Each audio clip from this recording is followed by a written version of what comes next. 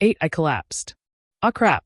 He woke up as usual, made a simple vegetable soup and drank it, prepared a sandwich for lunch, and then, just as he was about to swallow a nutritional tonic to push back the lingering fatigue, he realized something. The tonic Norbert had told him about, the one he'd bought right after arriving in this world, had run out. He'd have to buy more today. Mentally rearranging his work schedule, he finished dressing.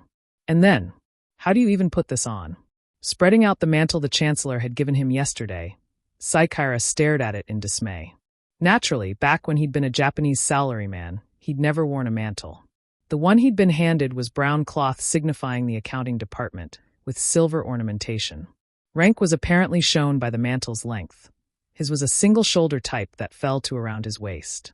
Yesterday, he'd been too overwhelmed to ask how to wear it properly, so in the end he went to Norbert for help. When he knocked on Norbert's room, the younger man, still in casual clothes, welcomed him in. At Saikaira's request, Norbert agreed immediately and deftly fastened the mantle onto his shoulder. Man, Seisen being my boss, huh? You overtook me in no time, didn't you? Boss only in form. I'm still a newcomer, so please don't make a big deal of it. No way. I've been saying this forever, but now that you outranked me, drop the polite speech already. While attaching the silver ornament to Saikaira's shoulder, Norbert insisted on informal speech. So that's what that part of the uniform was for, Saikaira thought, nodding. Well, if you insist, is this better? Norbert-san. No, san either. That reflects emotional distance. It has nothing to do with rank. Then it's even more banned. As he walked through the palace grounds from the dormitory, eyes lingered on the brown mantle draped over his shoulder, but no one approached him. Word of yesterday's incident with the Chancellor had apparently spread. He entered the accounting office earlier than anyone else, as usual, and began work.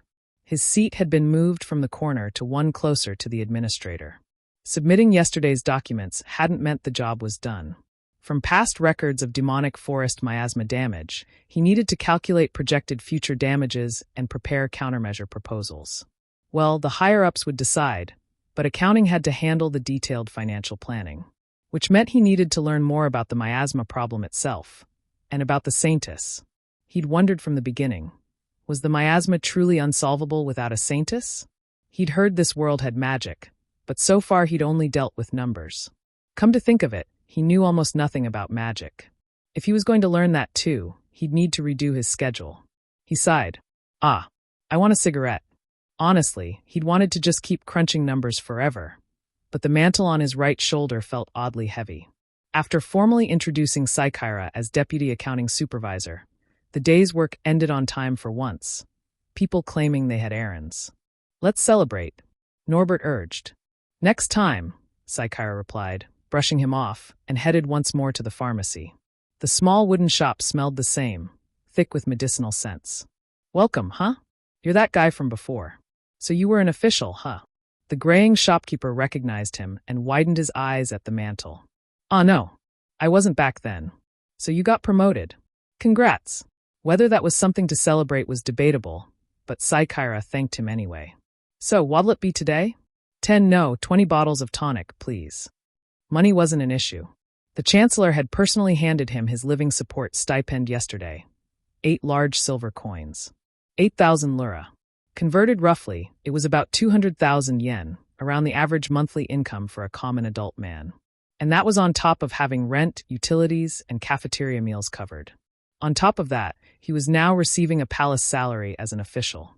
The stipend had been set so he wouldn't need to work at all, yet here he was earning extra. Unless he indulged in absurd luxury, he'd never struggle financially again. Back in Japan, he'd been frugal, home to work, work to home. His savings had been decent compared to others his age. Hopefully they'd reached his parents safely. In any case, he could afford as much of this miraculous tonic as he wanted. Considering the hassle of coming here, he'd asked for 20, but the shopkeeper eyed him.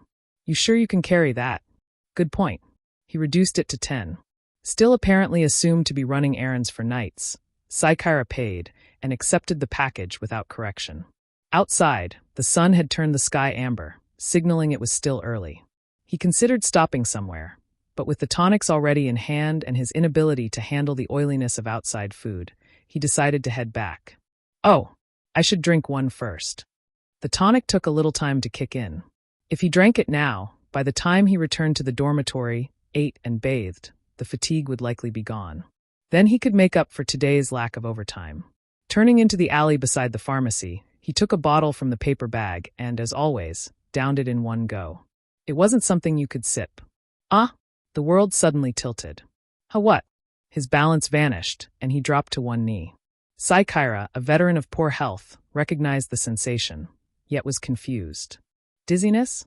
Why now? His vision swayed violently. His thoughts wouldn't gather properly. It had felt like spring earlier, but now the air seemed suddenly cold.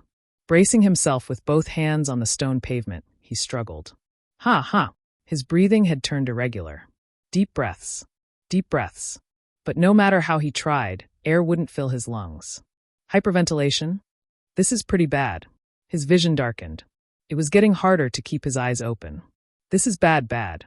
His body wouldn't respond. Panic rose. He cursed himself for forgetting to check this world's medical standards.